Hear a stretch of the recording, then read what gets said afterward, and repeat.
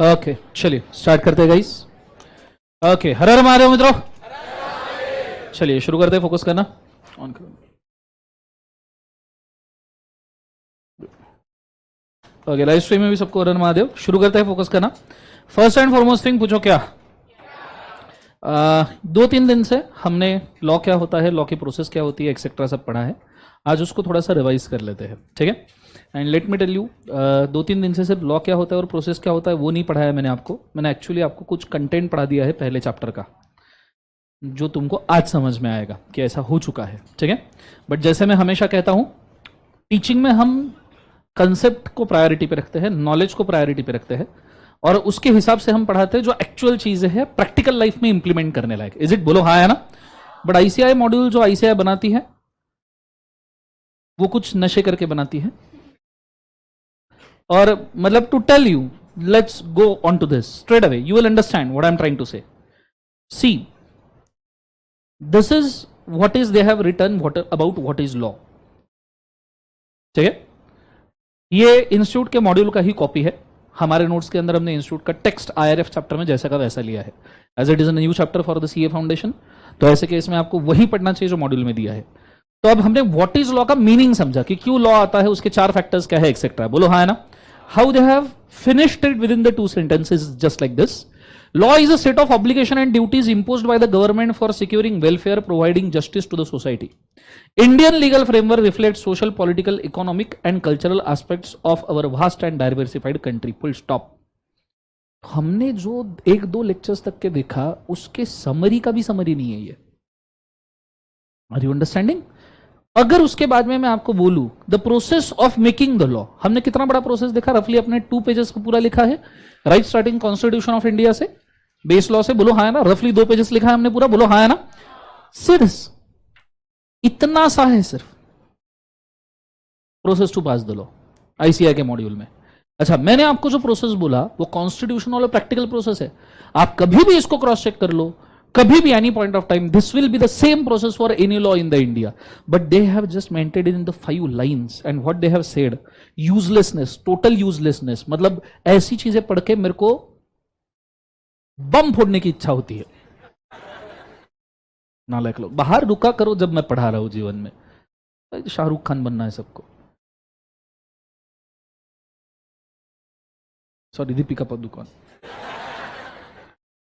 सब जन साथ साथ में पढ़ेंगे ये वाला, ठीक है। हमने 2 पेजेस का पूरा प्रोसेस देखा।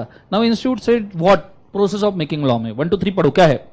When the law is proposed in the parliament, it is called bill. After discussion and debate, the law passed by Lok Sabha, thereafter passed by Rajya Sabha. 2 sentence में इन्होंने पास भी कर दिया। Are you understanding? It has been obtained assent from President of India. खत्म। तीसरे sentence में president से भी अप्रूव हो गया है भाई। Finally, the law will be notified by government, published in the official gazette. The law will be applicable from the date mentioned in the notification, effective date. Once notified effectively, it is called as Act of Parliament. 2 pages के summary का चुल्लू भर portion भी नहीं है ये।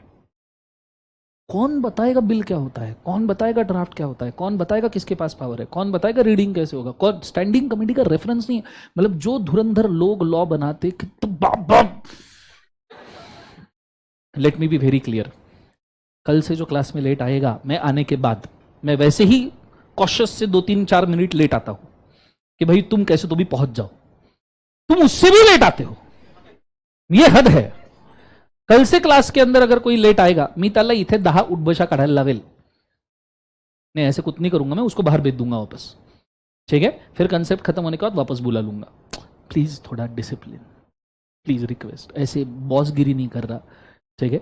I have a very humble request, very very humble, humble से भी बम्बल। प्लीज अगर मैं पढ़ा रहा हूं मत आइए, ठीक है। खास करके अगर आप लड़की हो तो बिल्कुल मत आइए, ठीक है। लोग भूल जाते हैं कि दर्शन करे क्या पढ़ा रहा है।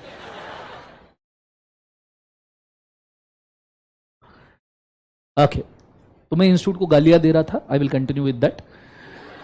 सो बेसिकली अगर देखा जाए तो दिस इज यूजलेसनेस।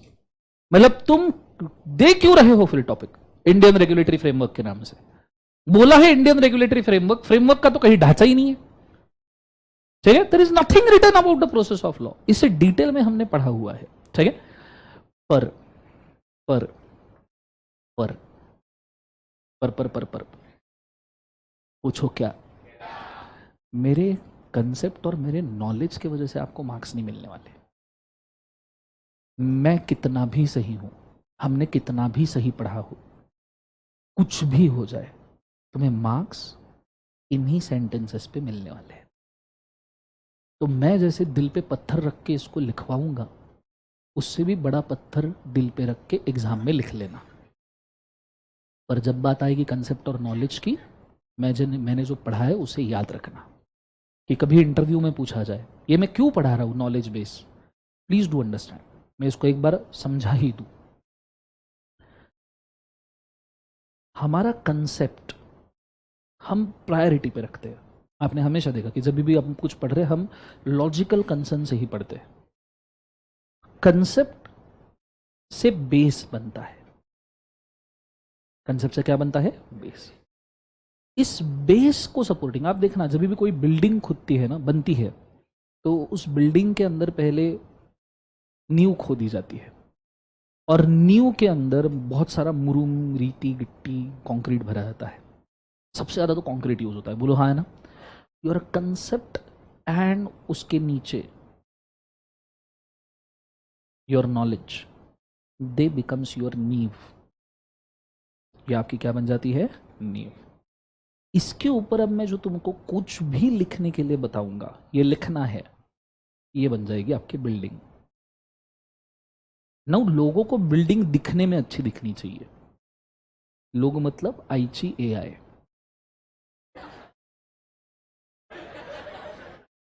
लोग मतलब IGAI। आप कभी भी चेक कीजिएगा, कोई भी ऊंची बिल्डिंग है, let's say Burj Khalifa.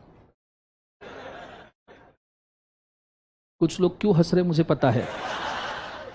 Let's get back to topic. So कोई बिल्डिंग है, लेट्स से बुर्ज खलीफा। आप बुर्ज खलीफा को देख के बोलते हो बहुत जबरदस्त, बहुत भारी बिल्डिंग है। लेट मी टेल यू,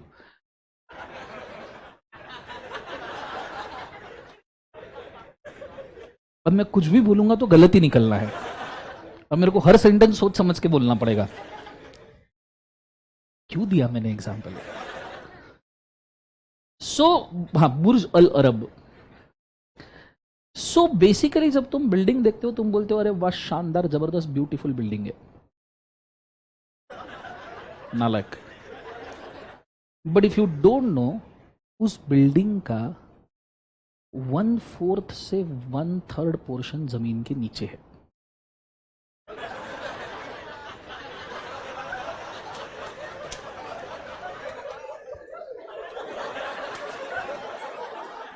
इधर 4 लोगों में लगा लिखने में। लेट मी थिंक, ये गलत कैसे ना जाए।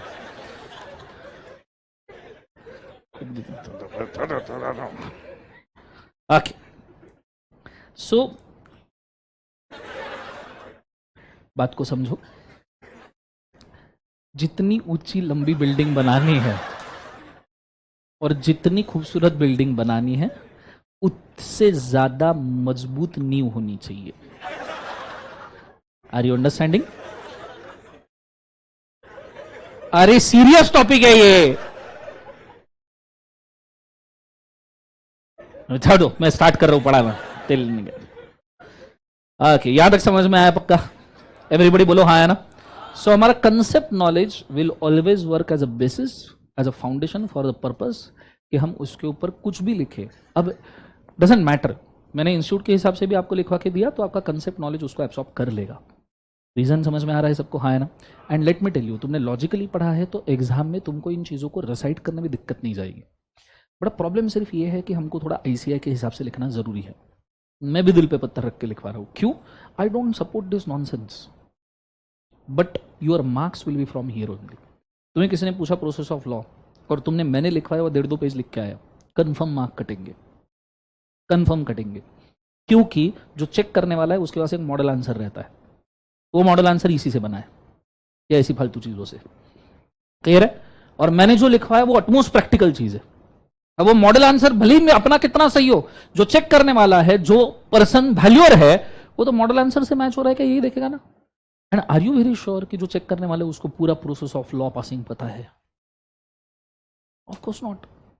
एंड दैट इज वाई हम मजबूर है कि नॉलेज कंसेप्ट लेने के बाद आईसीआई के हिसाब से जो जरूरी है वो हम लिख ले. Is it very clear guys? जोर से बोले एक बार ये सुन लो. कुछ भी हो जाए मार्क्स फर्स्ट, क्योंकि पास होंगे तो सीए बनेंगे ना. ये सुनो, कंसेप्ट नॉलेज हो गया, इट्स ओके, इट्स ओके. समझ में आ रहा है सबको? बोलो हाँ है ना.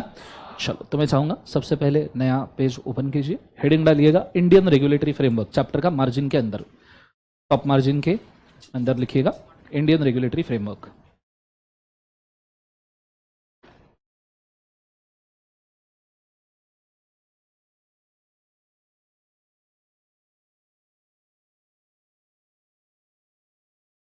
Indian regulatory framework.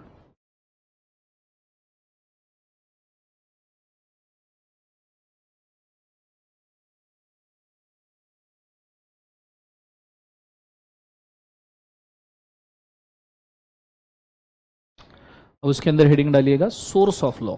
First heading source of law.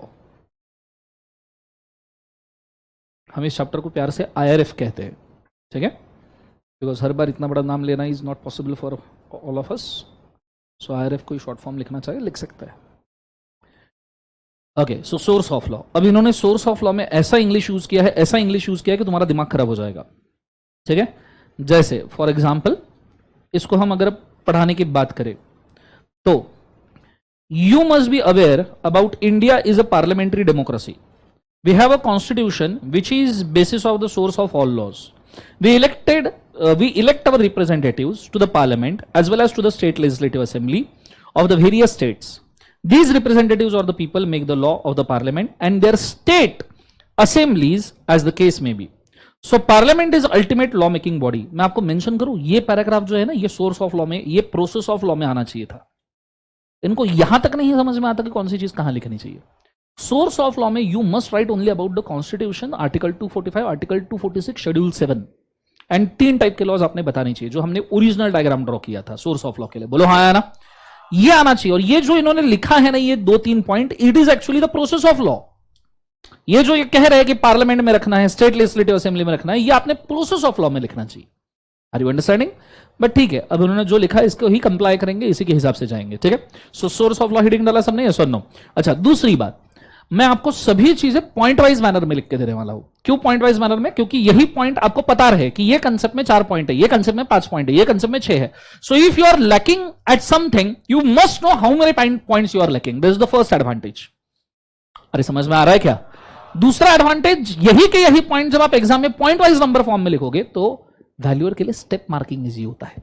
Imagine करो कि आपने एक पैराग्राफ लिखा है और उसी पैराग्राफ को आपने 4 पॉइंट में लिखा है, तो वैल्यूअर के लिए it will be easy to give you 2 marks rather than just looking at 1 paragraph and giving 2 marks. Is it very clear? बोलो हाँ या ना. तो हम पॉइंट वाइज लिखेंगे. लिखिएगा point number 1, the main source of Indian law, the main source of Indian law is a constitution of India, is a constitution of India,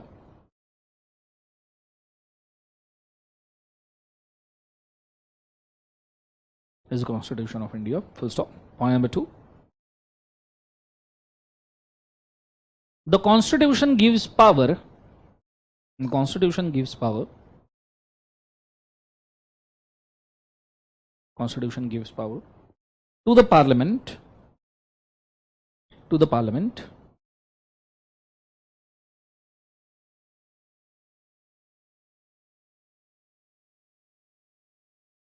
and the state legislature.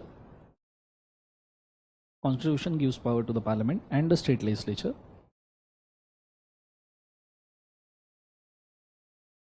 to create the laws, to create the laws for India, to create the laws for India as well as states, as well as states. Full stop. लिख लिया सबने? Point number 3,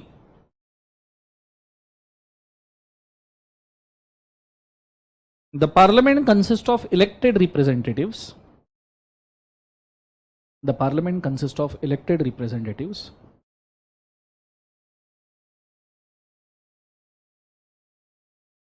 elected representatives of the public of India.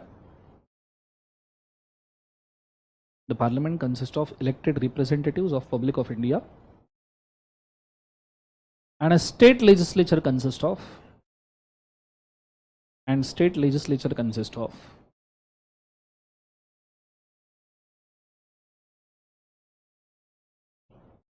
representatives. State legislature consists of elected representatives by the state public.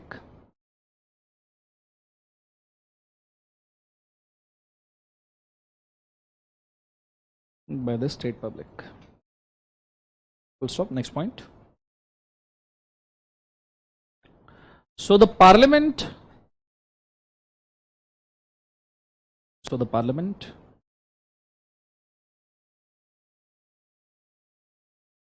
and the state legislature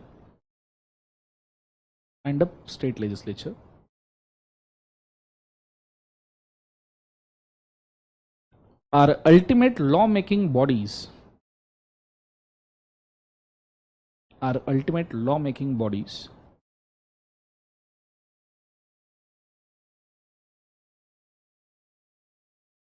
in India.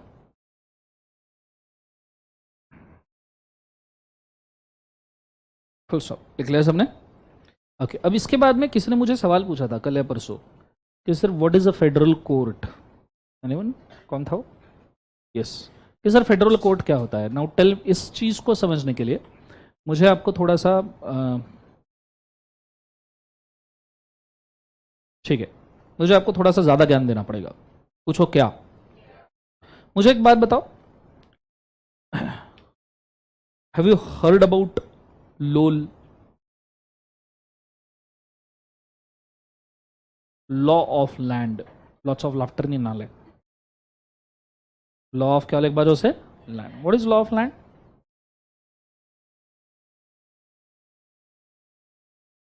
सुना है कभी? सुनना चाहोगे? अब इसके ऊपर हमारे दो कंसेप्ट डिपेंड है. हाँ, पहले मैं कंसेप्ट मेंशन कर दूं. व्हाट इज फेडरल कोर्ट, ये पहला है. और दूसरा कॉमन लॉ. कॉमन लॉ को ही नॉर्मली लॉ ऑफ लैंड कहा जाता है. तो बहुत अच्छे से ध्यान देना और बहुत काम की चीज है. What is law of land? Law of land का मतलब होता है हमारी देश की धरती. मेरे देश की धरती, मेरे देश की धरती और उसके 12 नॉटिकल माइल्स इज इंडिया. मेरे देश की धरती. एक बार सब जन गाएंगे साथ में. रेडी? 1 2 3 बोलो. आ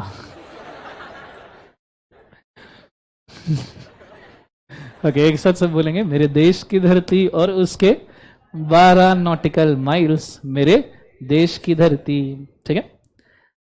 नाउ इसका मतलब समझिए. मेरे देश की धरती का मतलब होता है, if I am not wrong, एक बार इसको क्रॉस चेक कर लेंगे, 23 लाख स्क्वायर किलोमीटर का लैंड मास. कितना? 23 लाख स्क्वायर किलोमीटर का land mass. From Jammu Kashmir till Kanyakumari, from Gujarat till seven sisters.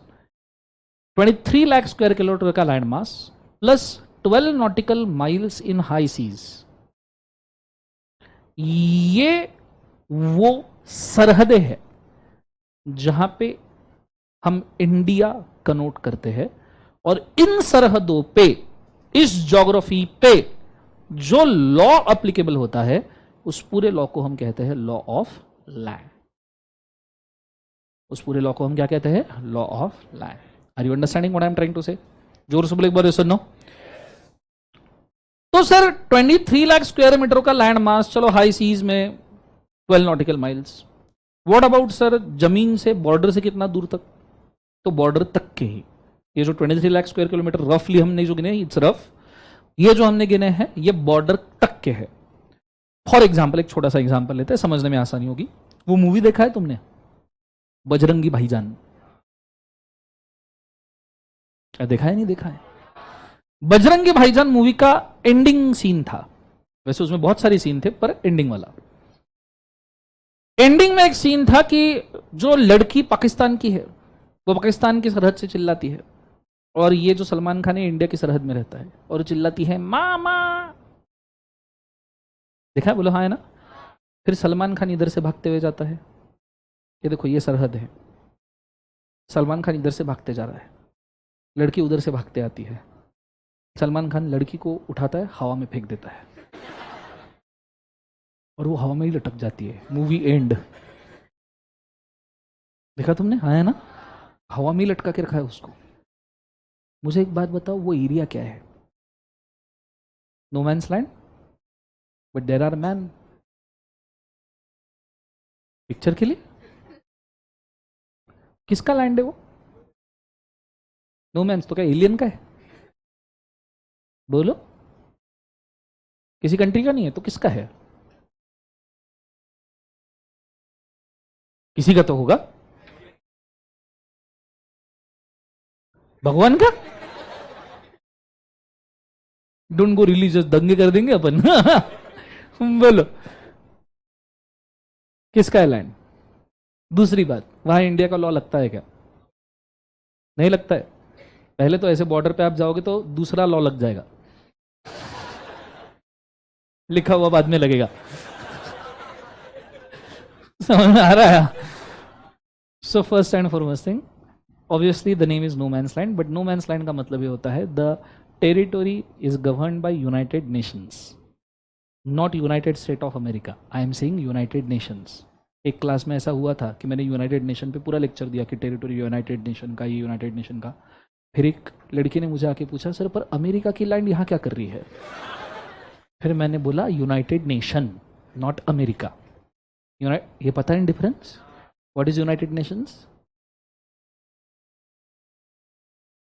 ये भी क्लास से सेम क्वेरी आ सकता है। हाँ, what is United Nations? Committee of all countries. Okay, it's not committee, it's a governance of all countries, first thing. And United Nations में कितने countries है? लगाओ बोली, हाँ पहुंच जाओगे। हाँ शुरू। 195 कंट्रीज इंक्लूडिंग इंडिया 196। ठीक है, वैसे तो पूरी दुनिया में 205 कंट्रीज है। 205 में से कुछ नॉन कोऑपरेटिव कंट्रीज मानी जाती है, जैसे पेरू, गौतमाला, वो साउथ अफ्रीकन कंट्रीज, कॉन्गो वोंगो। कॉन्गो सुना है ना आपने? वहाँ सातवीं का बच्चा भी AK-47 लेकर घूमता है।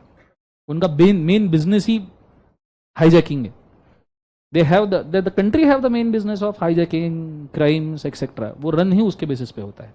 तो ऐसे कुछ 8-10 कंट्री निकाल दिए तो 196 कंट्रीज का एक गवर्नेंस है, उसे कहते हैं यूनाइटेड नेशंस। और ये जितने भी बॉर्डर लैंड्स होते हैं वो यूनाइटेड नेशन गवर्न करता है। इसलिए तो जवाहरलाल नेहरू जी ने जब कश्मीर का मुद्दा उठाया था आफ्टर इंडिपेंडेंस यूनाइटेड नेशंस के पास में, तब यूनाइटेड नेशन ने डिक्लेयर कर दिया था कि दिस इज अ पाक ऑक्युपाइड कश्मीर, ये कश्मीर का पोर्शन आपको पाकिस्तान को देना पड़ेगा। तो हम जो इंडिया का अभी मैप देते हैं ना, I know this is not patriotic though, but this is a reality, I am very sorry to say this. Indian maps के जो ऊपर के जो कॉर्नर्स है ना, बोलो हाँ या ना, इंटरनेशनल मैप्स आप उन देशों के अगर देखोगे यूनाइटेड नेशंस के, तो it is like something bald from upside, because दोनों corners, one goes to the Pak occupied Kashmir, second goes to the China occupied Kashmir.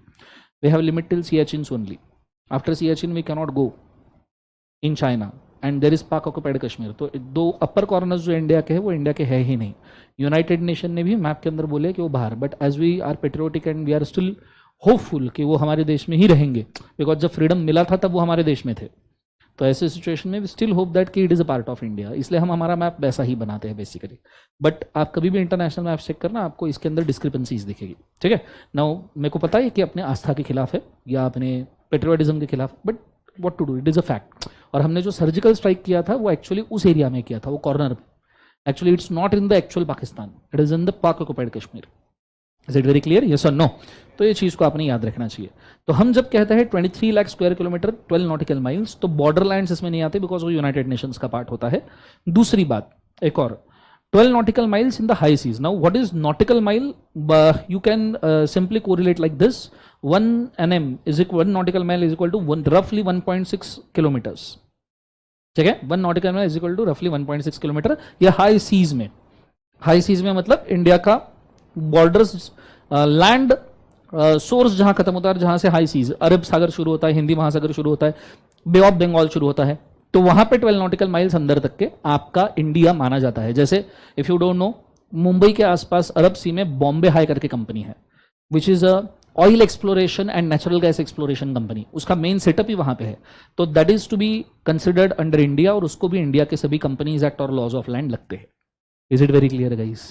जोर से बोले एक बार, यस और नो।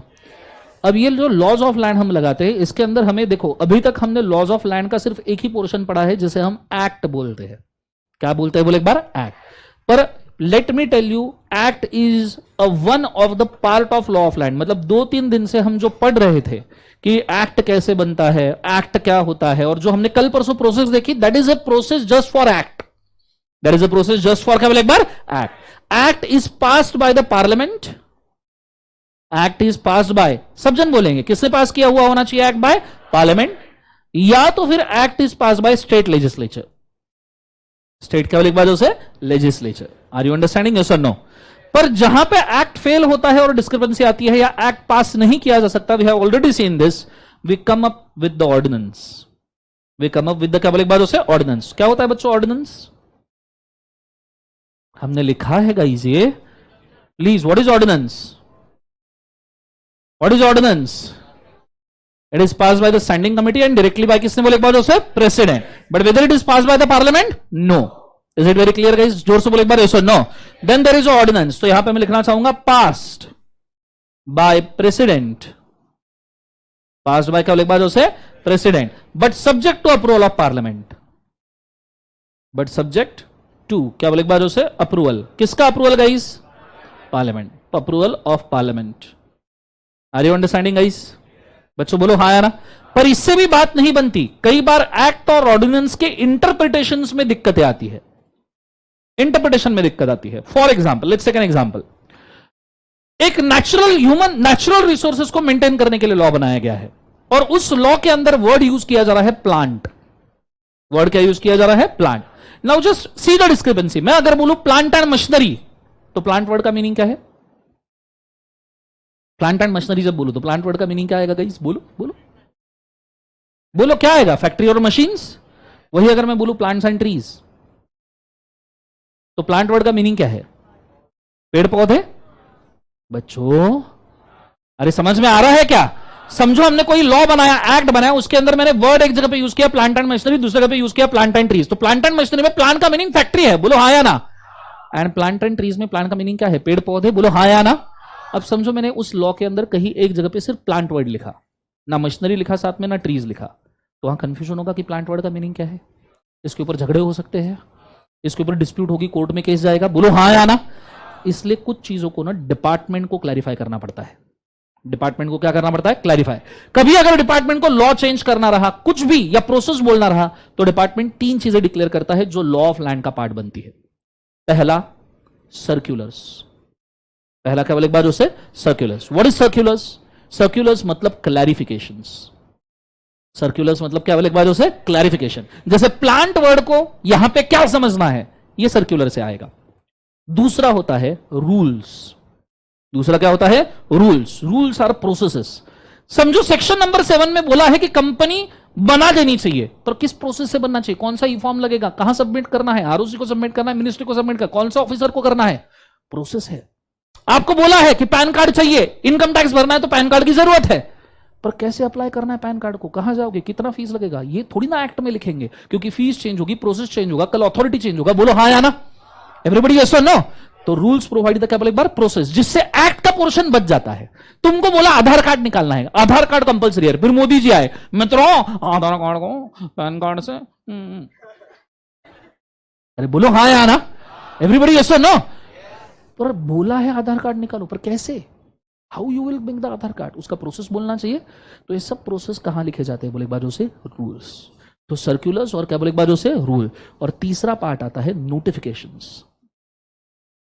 क्या बोले एक बार से notification. Notifications are changes in the law. क्या बोले एक बार, चेंजेस, कोई सेक्शन ऐड करना है, कोई डिलीट करना है। फॉर एग्जांपल आर्टिकल 370 कॉन्स्टिट्यूशन से डिलीट कर दिया, तो ये बोलने के लिए नोटिफिकेशन आएगा। भारत के राज्यपत्र में, मैंने भारत का राज्यपत्र दिखाया था आपको, बोलो हाँ है ना। Notification. Is it very clear? यहां तक आइडिया क्लियर है?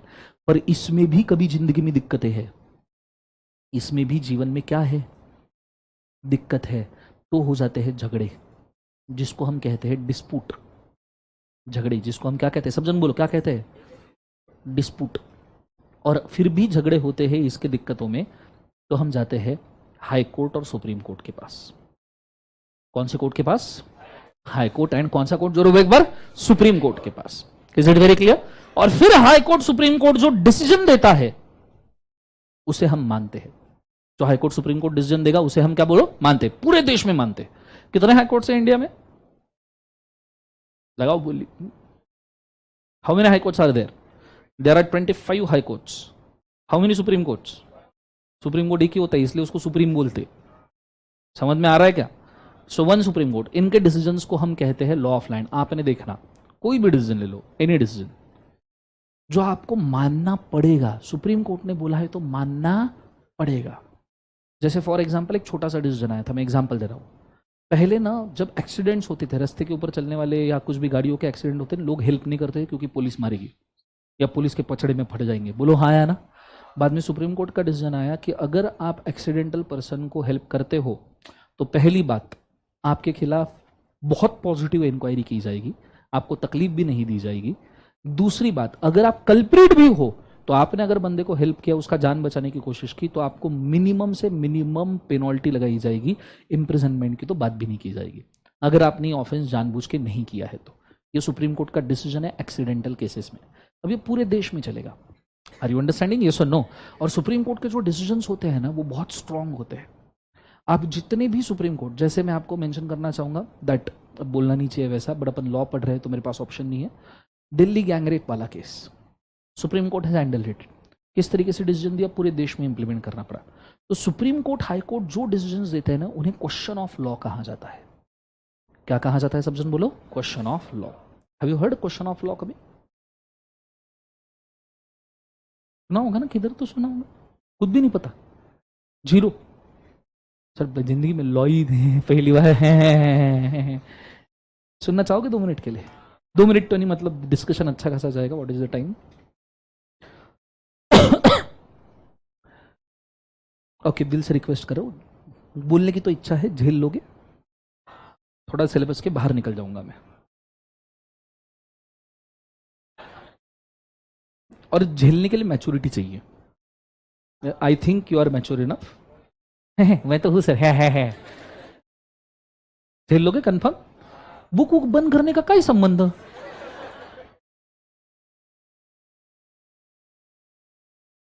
थोड़ा बाहर सिलेबस जाऊंगा। हाँ अब आएगा मजा। हाँ बोलो सर। हाँ ठीक है, लेट्स गो नॉलेज ओरिएंटेड विद्यार्थी। ठीक है, स्टार्ट करते हैं। There is one question called as question of fact, and there is another question which is called as question of law. ठीक है, बहुत अच्छे से ध्यान देना।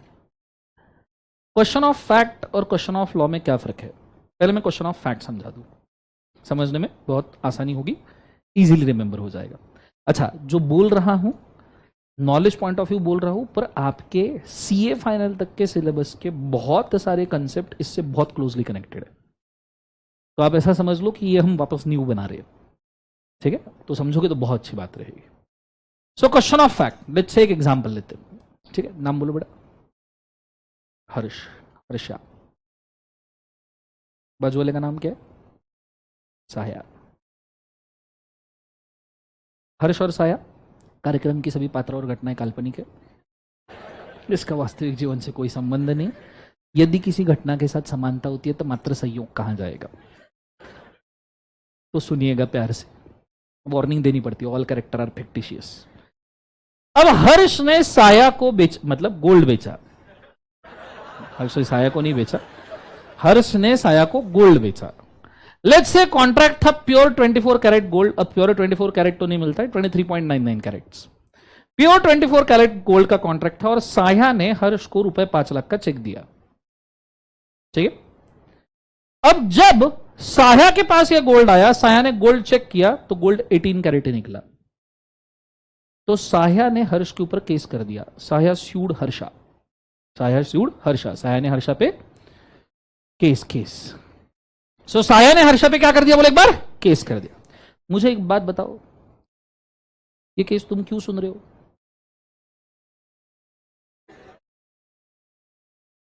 मैं सुना रहा हूं इसलिए। मेरा कहने का तात्पर्य है ये केस का तुमसे कोई लेन देन है क्या?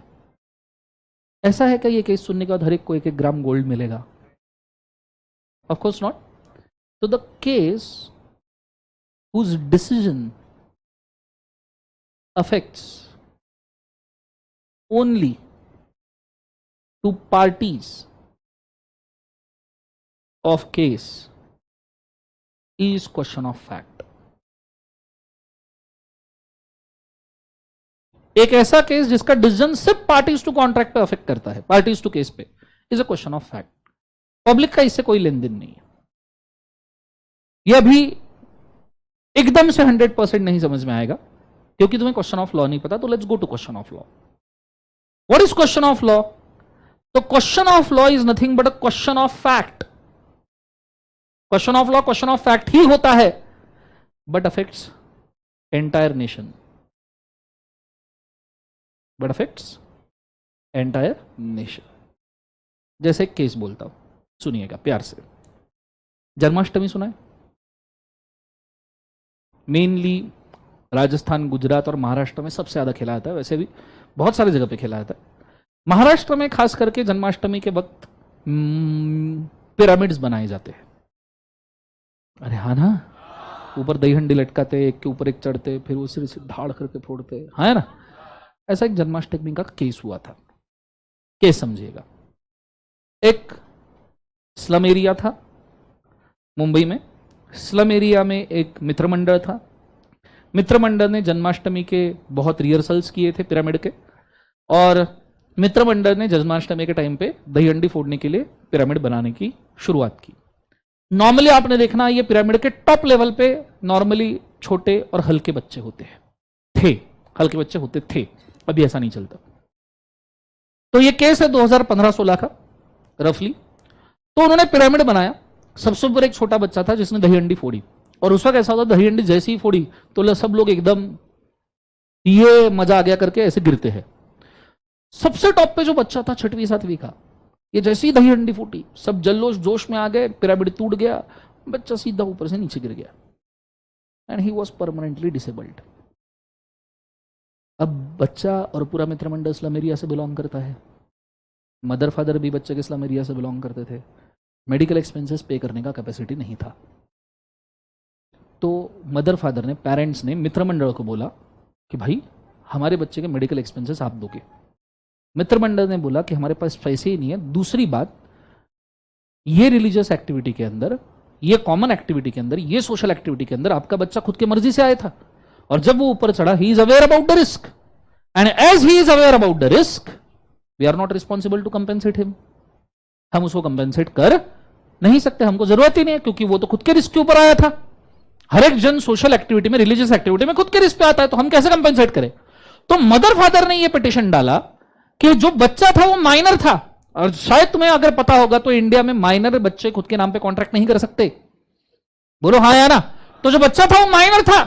तो पेरेंट्स ने बोला मित्र मंडल को कि as the child is a minor, he do not have any right to create a contract, और उसके पास राइट ही नहीं है कॉन्ट्रैक्ट क्रिएट करने का। तो मित्र मंडल ने पहले पेरेंट्स का परमिशन लेना चाहिए था एज अ गार्डियन, जो तुमने लिया नहीं। अब तुमने परमिशन नहीं लिया तो you are responsible for payment of entire compensation. बोलो क्या होना चाहिए? कंपेंसेशन देना चाहिए नहीं देना चाहिए? जोर से बोलो एक बार, यस और नो। बोलो हाँ या ना। केस गया Bombay high court. Bombay high court ने डिसीजन दिया कि Mitra Mandal will be liable for payment of compensation, और उसके साथ में ऐड कर दिया कि इसके बाद में ऐसी और कोई हरकतें ना हो, क्योंकि पब्लिक को असर हो रहा है ना। तो हाईकोर्ट ने बोला कि after this every minor child need to take a permission of the parents और the guardian before involving any religious activity और एनी सोशल एक्टिविटी। बोले जो भी सोशल और रिलीजियस एक्टिविटी में अगर माइनर चाइल्ड इन्वॉल्व होना चाहिए तो उसको गार्डियन का परमिशन, पेरेंट्स का परमिशन लेना कंपलसरी है। ये बोल दिया। सही बात है गलत बात है? सही बात है गलत बात है? अब इसका असर बताता हूं। Minor child, religious, social activity, कुछ भी करना चाहे पेरेंट्स का परमिशन, बराबर है? अरे बोलो हाँ या ना। छोटा बच्चा है जैसे तुम, बचपन में दिवाली आई और तुम्हें फोड़नी है टिकली, सोशल रिलीजियस एक्टिविटी, तुमने टिकली ली, नीचे रखी और पप्पा की तरफ देख के, पप्पा परमिशन, हाईकोर्ट ने बोला है, उसके साथ टिकली फूटेगी नहीं? बोलो हाँ है ना। वो नहीं कि दीवार पे घिसते थे टिकली लेके, बोलो हाँ है ना, पकड़ना दीवार, पप्पा।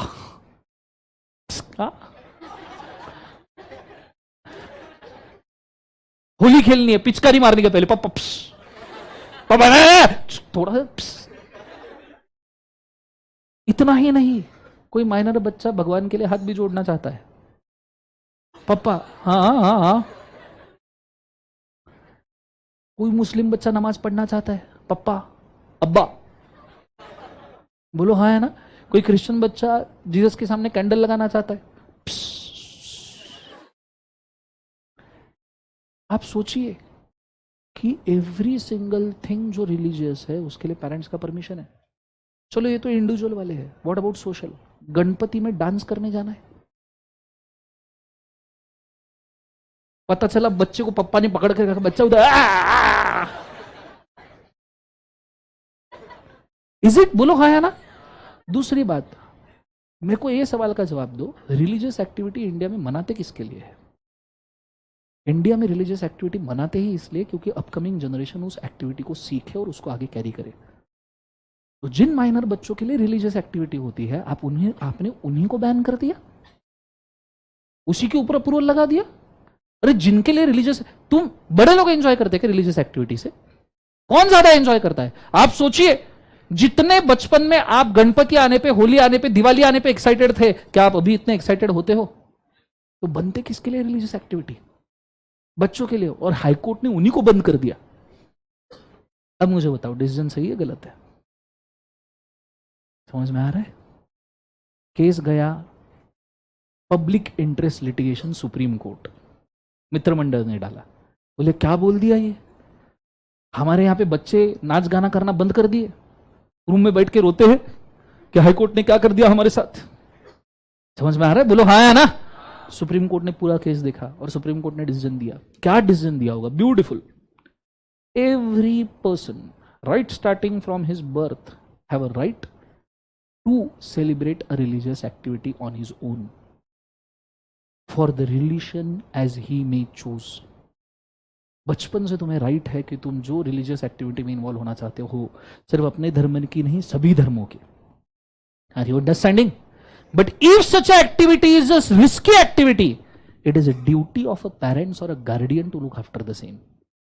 कि पेरेंट्स को पता होना चाहिए कि रिलीजियस एक्टिविटी रिस्की है। Next point, if such a religious activity is a social activity and दो रिस्की, मतलब सोशल भी है रिस्की भी है, then it is a duty of a association or a group of person to take a permission of the parents, and if not financially capable, they should take a insurance of such a person before involving into religious activity. कि आपने as a मित्र मंडल parents का permission तो लेना ही चाहिए, और चलो आपके पास पैसा नहीं है कंपेंसेशन देने के लिए, तो आप एटलीस्ट आपके पास इंश्योरेंस का प्रीमियम तो है, कंपेंसेशन। चलो उसके मेडिकल का खर्चा तुम 50 लाख नहीं दे सकते, अरे पर वो 50 लाख की पॉलिसी के लिए तुम 5,000 तो दे सकते हो। और एसोसिएशन का खुद का कौन सा जेब से लग रहा है? वो भी तो वर्गणी से जमा हो रहा है ना। तो तुम 4-5 हजार डालो, इंश्योरेंस निकालो, गलती से अगर वो हैंडीकैप हुआ तो उसके लिए इंश्योरेंस देना पड़ेगा, कंपेंसेशन देना पड़ेगा। And additionally, Supreme Court ने बोला, as this is the first landmark case in this situation, the government will pay the expenses for the medical expenses of the child. But here and after, the association will be responsible if it does not take any insurance. Are you understanding? सब satisfied. Association को कोई financial burden नहीं आया, parents को risky activity का कोई tension नहीं आया। अब एसोसिएशन ही पेरेंट्स को पूछेगा। और आपने देखना 2015-16 के बाद में जन्माष्टमी में हाइट के ऊपर छोटे बच्चे नहीं रहते, अभी सब बड़े लोग चढ़ते। It is a decision because of which it happened. Now see, parents और मित्र मंडल दो पार्टीज, और जो डिसीजन आया वो पूरे देश के लिए आया। Question of fact but affects the entire nation. Is it very clear? जोर से बोलो यस और नो।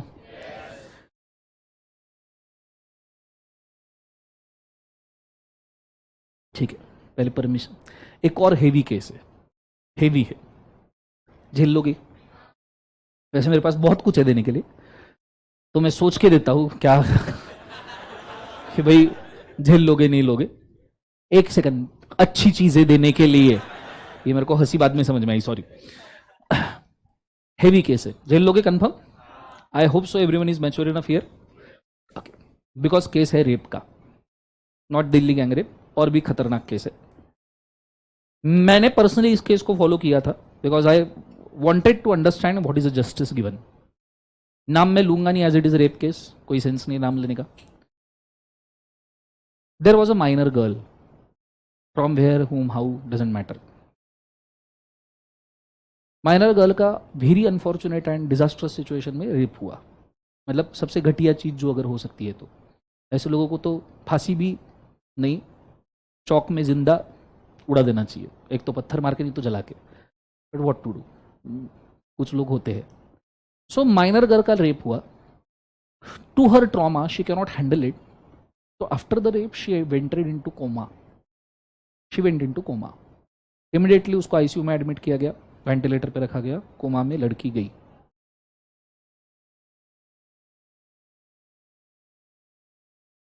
टू हर शॉक, जो उसको बाद में मिला, पहले because of such rape she got pregnant. She was pregnant during the coma. During the coma अगर आप प्रेगनेंसी को ब्रेक करने की कोशिश करते हो, एम्प्यूटेशन, तो लड़की की जान को खतरा है।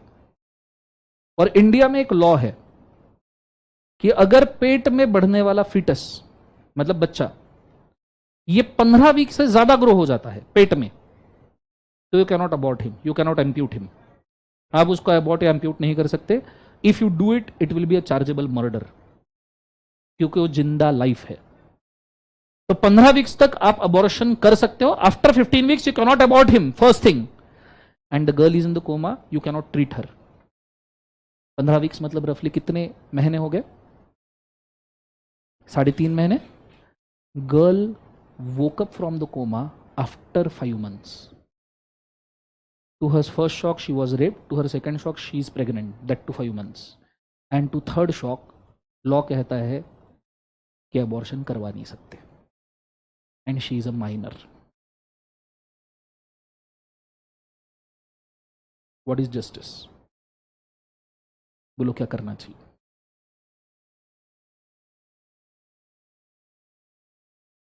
I know it's heavy, but अभी शुरुआत नहीं करेंगे तो कब करेंगे? So बोलो। सुप्रीम कोर्ट में डायरेक्ट पब्लिक इंटरेस्ट लिटिगेशन गया, हाई कोर्ट के पास रखा भी नहीं गया। हाई कोर्ट के पास रखा, हाई कोर्ट ने हाथ जोड़ ले, बोले मेरे बस की तो बात नहीं भाई, you go directly to supreme court, मैं गलती कर दूंगा कुछ ना कुछ। सुप्रीम कोर्ट ने क्या ब्यूटीफुल जजमेंट दिया होगा। Law of land is for the people of the land. So if law is creating a havoc or misfortune for someone who needs a justice, then the law shall be dropped. Here in this case, the minor girl child will be allowed to decide whether she want to abort a child or not. ऐसा नहीं बोला abortion करवा दो, ये बोला लड़की के पास decision making power है और उसके पेरेंट्स के पास, उसके फैमिली के पास, what she wants to do. Because कई बार when you conceive a child, तो लड़कियों में हार्मोनल चेंजेस कुछ ऐसे होते हैं कि उनके अंदर एक ममत्व जाग जाता है, and at that point of time they don't want to give up the child. हो सकता है ऐसा भी हो। In such a situation supreme court said it is a decision of the girl and her parents whether to have a child और not. If in such a case girl decides to abort a child, all medical expenses will be deducted and received from the accused, and the accused will also be responsible for entire lifetime of expenses of such a girl child. कि उसकी जिंदगी का पूरा खर्चा उसके आदमी accused करेगा या उसकी प्रॉपर्टी से रिकवर किया जाएगा अगर उसको फांसी दे देते तो, ठीक है। And if a girl decided to have a child, then the expenses will be derived from the accused and from his property for the girl as well as for the child, for entire education, for entire life. And if in such a case the accused is bankrupt, the expenses will be paid by government. Are you understanding? अब case एक, लोग सिर्फ दो। पर क्या इसके बाद में ऐसा कभी होना नहीं चाहिए ऑफ कोर्स, पर कभी इस सिचुएशन में अगर कोई लड़की वापस से गलती से फंसती है जो ना हो, तो क्या इस डिसीजन का फायदा लिया जा सकता है? नहीं लिया जा सकता। Fact of the both affecting entire nation. This is a question of law. Is it very clear? सबको समझ में आया पक्का? अब मैं क्या कह रहा हूं सुनिएगा, अब finishing touch. Question of law जो सिर्फ पब्लिक पे असर करते हैं वही सिर्फ जाते हैं हाई कोर्ट सुप्रीम कोर्ट में। Question of fact high court supreme court तक जा ही नहीं पाते, ये ट्रिब्यूनल लेवल तक जाते, खत्म हो जाते हैं। Tribunal is the highest fact finding authority, because इस केस में ऐसा कुछ भी नहीं है जो पब्लिक पे असर करेगा। तो ट्रिब्यूनल बोलता है तुम दोनों का किस्सा है, तुम दोनों लेके खत्म करो, हमको कोई लेन देन नहीं है। Is it very clear? But when tribunal sees that, जब ट्रिब्यूनल को दिखता है नहीं ये पब्लिक पे असर करेगा, तो ट्रिब्यूनल खुद ही बोल देता है कि भाई तुम हाई कोर्ट सुप्रीम कोर्ट में चल जाओ, दैट इज बेटर। तो तुम डायरेक्टली हाई कोर्ट में public interest litigation, petition, special leave petition, writ petition, ये 3 फॉर्म में इसको रख सकते हो। PIL, writ petition, special leave petition. या तुम सुप्रीम कोर्ट में भी डायरेक्टली ये 3 रख सकते हो, PIL, writ petition, special leave petition. Is it very clear? अरे बोलो हाँ या ना। कैसे समझ में आए पक्का? Everybody understood very clearly? अब आप समझो ये डिसीजंस को मैंने लॉ ऑफ लैंड में क्यों लिखा। अब समझा मैंने इसको लॉ ऑफ लैंड में क्यों लिखा। हाई कोर्ट सुप्रीम कोर्ट के डिसीजन लॉ ऑफ लैंड इस वजह से है क्योंकि उन्होंने जो क्वेश्चन ऑफ फैक्ट के ऊपर डिसीजन दिया है वो पूरे देश के ऊपर, देश की पब्लिक के ऊपर असर करता है। Is it very clear? जोर से बोलो हाँ या ना। Last but not the least, high court supreme court के बाद में जो सबसे एंड में बचता है वो है कस्टम्स। वो क्या है बोले एक बाजू से? Customs. What is customs? Let's me take an example. The real और substance accepted by public over a period of time। समय, कुछ समय से पब्लिक ने अगर कोई चीज एक्सेप्ट करके रखी है हम उसको कस्टम कहते हैं। लेट्स से छोटा सा एग्जांपल है, फालतू सा। ये कौन सा लेटर है? जोर से बोलो। क्यों इसको ए क्यों बोलते? कौन से लॉ में लिखा है? There is no law called alphabet act. India में तो नहीं है, मुझे इसको ऑ बोलना है।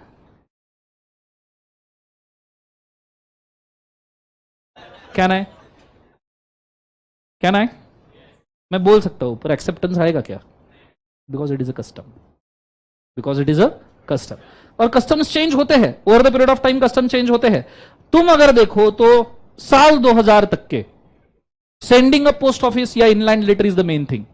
पर लॉ को भी चेंज होना पड़ा, लॉ को भी बोलना पड़ा कि तुमने अगर स्पीड पोस्ट, रजिस्टर पोस्ट नहीं भेजा तो ईमेल से भी बात बन जाएगी। Because now email is the main stream thing. Indian post तो शायद तुम में से किसी ने देखा भी नहीं होगा। Is it? बोलो हाँ है ना। So this is custom. Custom भी लॉ का ही पार्ट होता है, सिर्फ लॉ में लिखा हुआ नहीं होता, लोग उसको एवे ही एक्सेप्ट किए जाते हैं। This all things, act, ordinance, department के circular rules notification, supreme court high court के cases and customs, they all together forms a law of land. अब इसके अंदर 2 कंसेप्ट हमारे कौन से हैं? पहला फेडरल लॉ, जो हम सुप्रीम कोर्ट हाई कोर्ट कहते हैं ना। सुप्रीम कोर्ट अंग्रेजों के जमाने में 1947 के पहले अंग्रेजों के जमाने में सुप्रीम कोर्ट को फेडरल कोर्ट कहा जाता था। क्या कहा जाता था? Federal court. सभी क्वेश्चन ऑफ लॉ अंग्रेजों के जमाने में फेडरल कोर्ट। मैं ये नहीं बोल रहा सुप्रीम कोर्ट फेडरल कोर्ट था, मैं ये कह रहा हूं all the question of law before the independence are entertained at federal court, that's why it is a supreme court. Is it very clear? सब जन बोले एक बार यस और नो।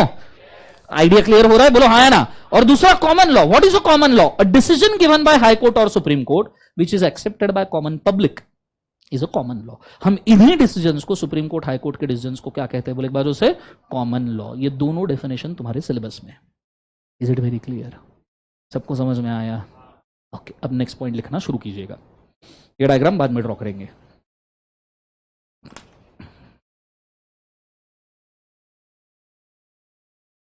लिखेगा the decisions given by the supreme court. Next point, the decisions given by the supreme court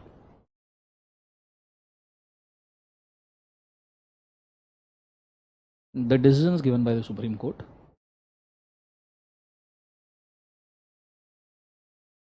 or a federal court of Britishers or a federal court of United Kingdom लिखना, or a federal court of United Kingdom the decision given by Supreme Court or a Federal Court of United Kingdom, Parliament,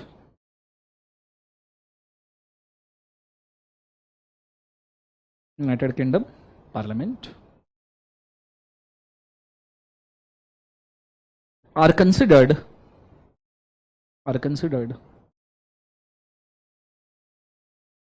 as good as law of land, are considered as good as law of land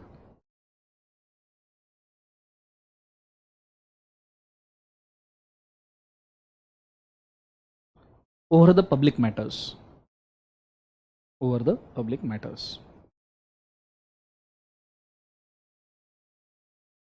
Full stop. Next point.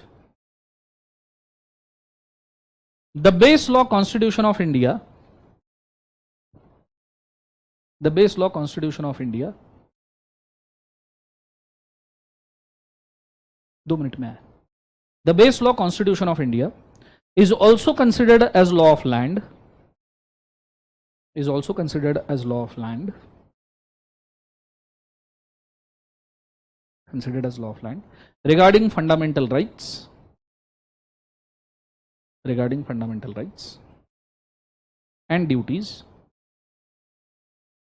regarding fundamental rights and duties of citizen of India, are also considered as law of land regarding fundamental rights and duties of citizen of India.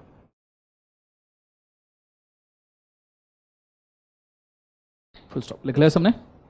बच्चों बोलो हाँ है ना? Okay. अब मैं चाहूँगा उसके नीचे लॉ ऑफ लैंड वाला ये जो मैंने डायग्राम दिया ये लिख लो. इसके बाद में question of law, question of fact भी दिखाऊंगा, वो लिख लीजिएगा. ठीक है? Go for it fast. मैं आया 1 सेकंड में.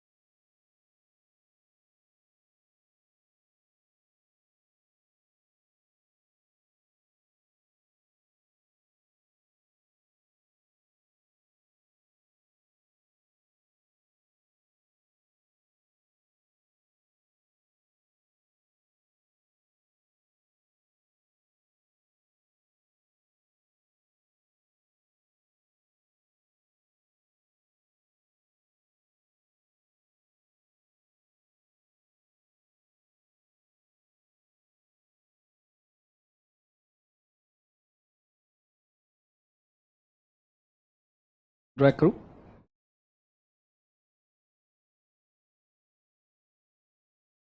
थोड़े मेरे हैंड राइटिंग और इंग्लिश के वांदे हैं, स्पेलिंग्स के। 3 टाइप की इंग्लिश होती है, US English, UK English, DK English.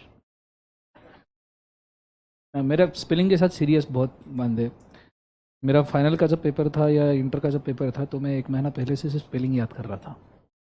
मेरे को स्पेलिंग के लॉजिक्स नहीं समझते, मतलब क्लियरली नहीं समझते, क्यों ऐसा है वो भी नहीं समझ में आता। जैसे साइकोलॉजी में पी साइलेंट है, मेरे को पसाइकोलॉजी बोलना है। बोलने तो क्या दिक्कत है, बट आई डोंट नो। फिर भी मैं सीए हूँ, पहले ही बोल दूँ। सो किसी को अगर डाउट है कि हैंड राइटिंग और स्पेलिंग मिस्टेक से एग्जाम में फ़र्क पड़ता है क्या, तो let me tell you clearly नहीं। हाँ, बहुत ज़्यादा मत करना सिर्फ।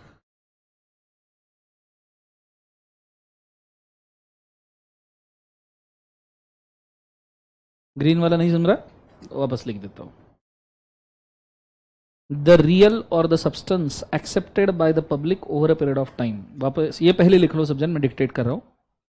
द रियल और द सब्सटेंस मतलब रियलिटी या सब्सटेंस जो एक्चुअल है, accepted by public over a period of time, public ने जो एक्सेप्ट किया है over a period of time, accepted by public by over a period of time is a custom.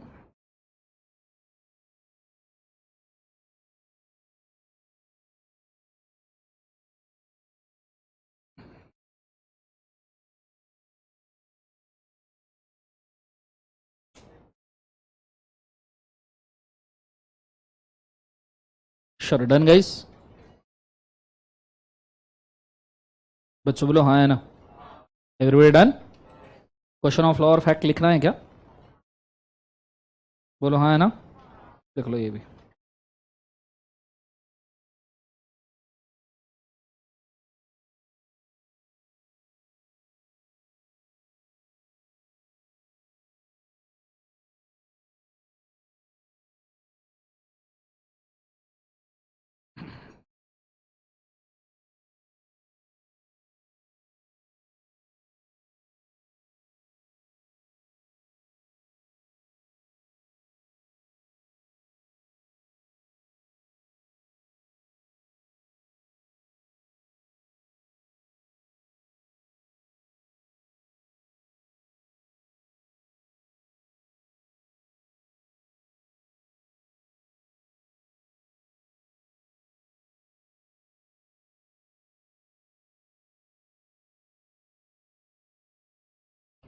Live stream में अच्छा आपने notes collect कर लिए सबने?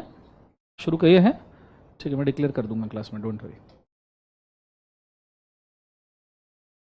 कल के लेक्चर में डिक्लेयर कर दूंगा when you will receive the books, don't worry.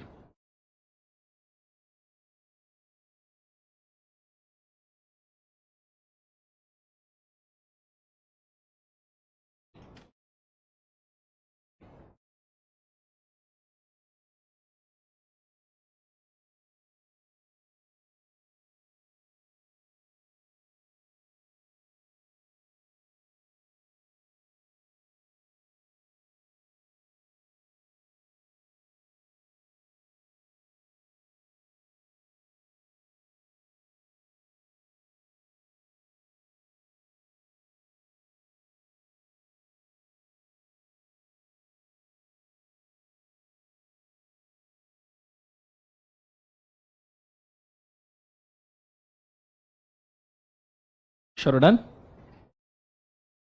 हो गया सबका गाइस?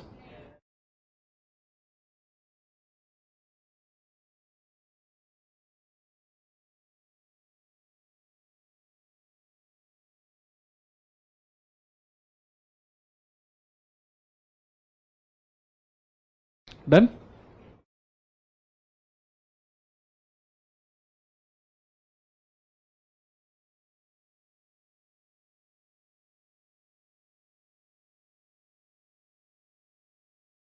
सबका हो गया? बोलो हाँ है ना? ओके चलो, अब उसके नीचे हेडिंग डालिएगा छोटा सा।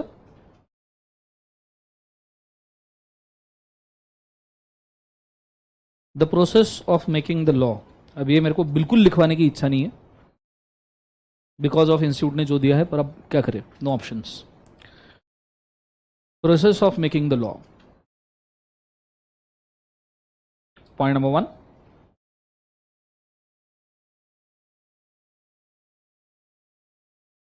When the law is passed by Parliament,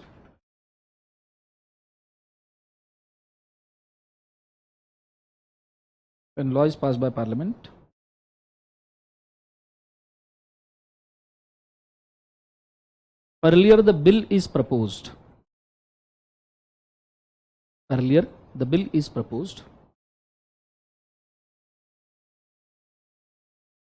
For discussion and debate. मारामारी करने के लिए. Earlier bill is passed by Parliament. Earlier bill is proposed for discussion and debate. Full stop.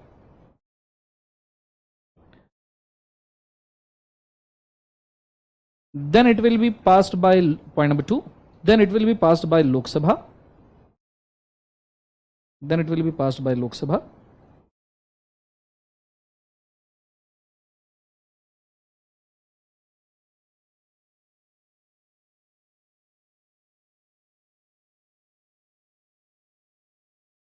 And then by Rajya Sabha.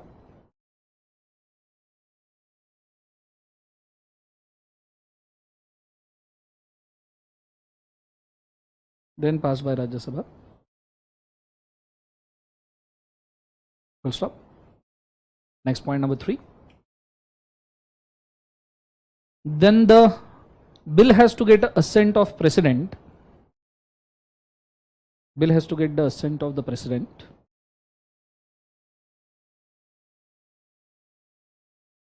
Assent of the President. Next point. Then such a bill becomes act. Next point. Then such a bill becomes act.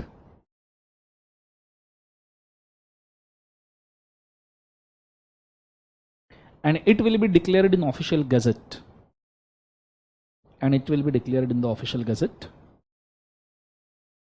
Of India.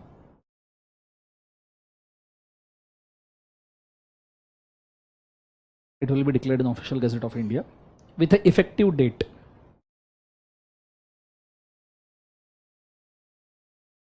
Official gazette of India with an effective date.